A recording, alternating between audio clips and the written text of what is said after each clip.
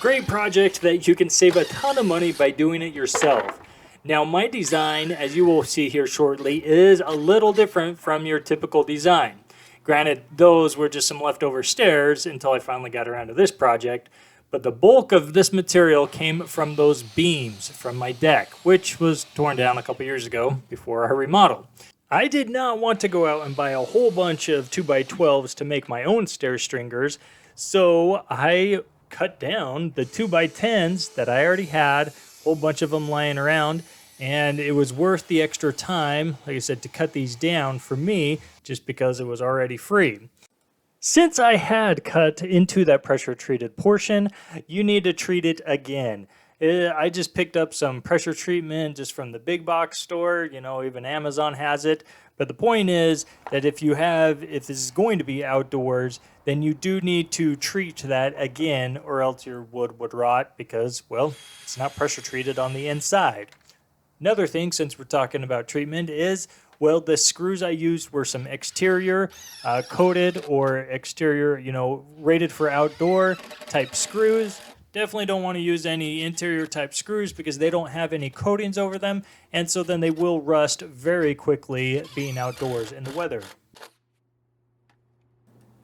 Now, everyone's setup is a little different, so I don't like giving the exact dimensions that I use, and that's just because I don't want to be held accountable if it doesn't match up or work with what you have.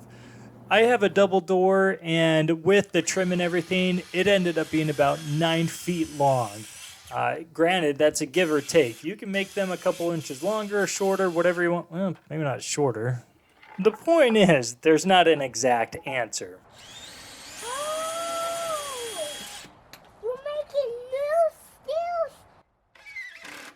If you didn't catch that, my 4-year-old figured out that I was making stairs. I'm going to chalk that up for a win, that he was actually able to tell what I was doing in the middle of a project. Another reason why I don't like giving out dimensions is because I change things up mid-project all the time. That would include making a whole nother set next to the hot tub to make an actual permanent step up to that, just in lieu of using their cheap little plastic stairs. So about 9 feet in front of the doors, and then about 5 feet in front of the hot tub. The next step was to add blocking, and I did that on 16-inch centers.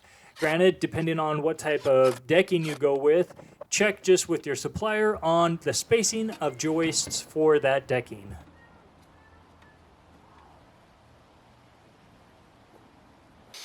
Now, finally onto the decking. We ended up getting to some square type decking, not tongue and groove, and that's because, well, we didn't want a groove shown around the border, so this is what you would use for edging and or stairs. And we got it, it's just some composite decking that we ended up getting from a local supplier, not a big box store. That was mostly because they were cheaper and had it in stock. So, win-win when you go with the little guy.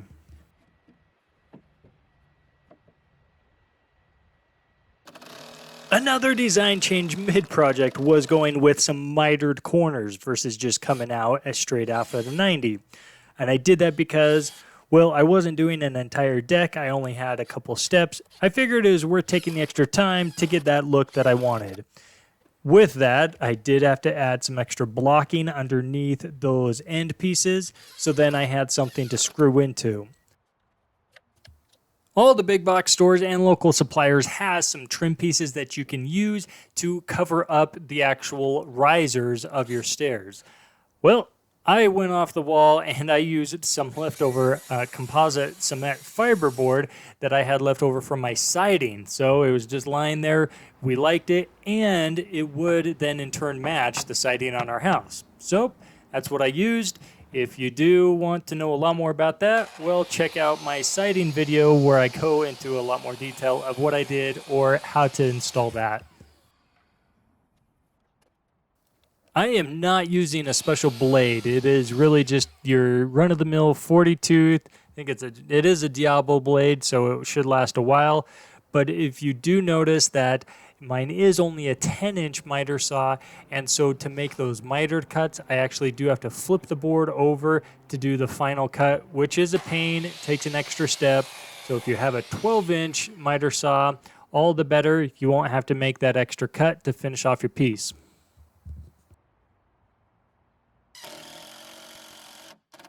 If you look in closely, you'll notice that I'm actually screwing into some holes, and that's because I went ahead and piloted all of my holes. The installer at the shop said that it was actually only necessary to do that for pieces that were the edge or close to the edge.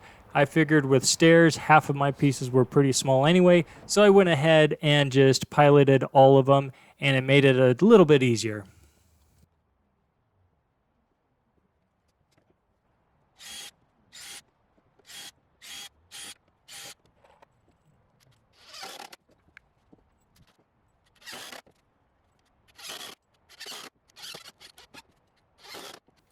I'm sure I'm going to get asked how to calculate the width of those stringers or the boards.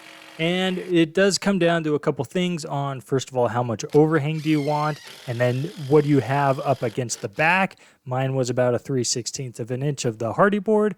So taking all of that into account, mine was about 10 inches, a 5.5 wide board times 2 minus an inch and a quarter, give or take, overhang, and that's about what it came out to. Let's just say I did use a couple pieces of scrap numerous times to figure out exactly how I wanted that layout.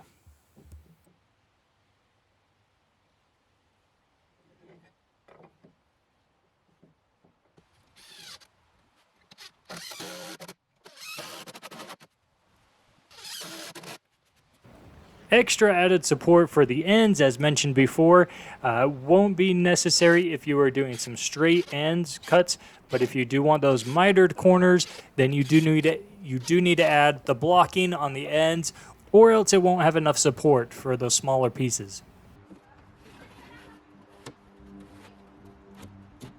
As I was putting up that backing, I decided to break it up a bit and add some trim pieces for the edges.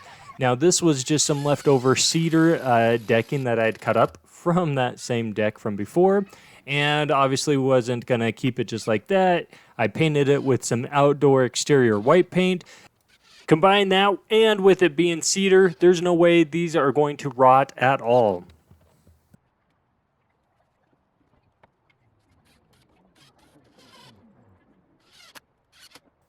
Well, when you get to the end of a project and you still have pieces left over, why not keep going and making something else?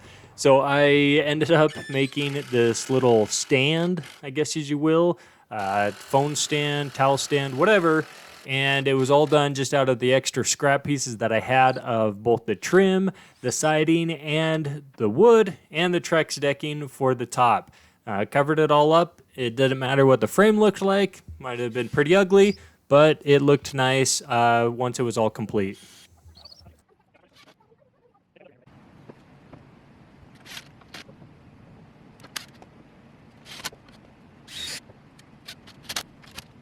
Onto the final trim pieces of just the edges, covering up everything.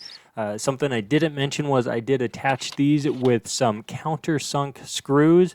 Like I said again, they were just little exterior screws. All it really did was have to go through and hold up the pretty lightweight piece of trim. Some of the finishing touches included filling in the screw holes, and then for those white trim pieces, I did fill those in with caulk and painted over them once more, so then you can't see any of the nail holes on those. And all in all, this project, as I mentioned before, the wood for the bases was free, left over from the deck, and then all we had to pay was for the decking, the new Trex or composite decking, and that ended up being about $500, and that included the screws as well. That's it for this one. Thanks for watching. We'll see you next time.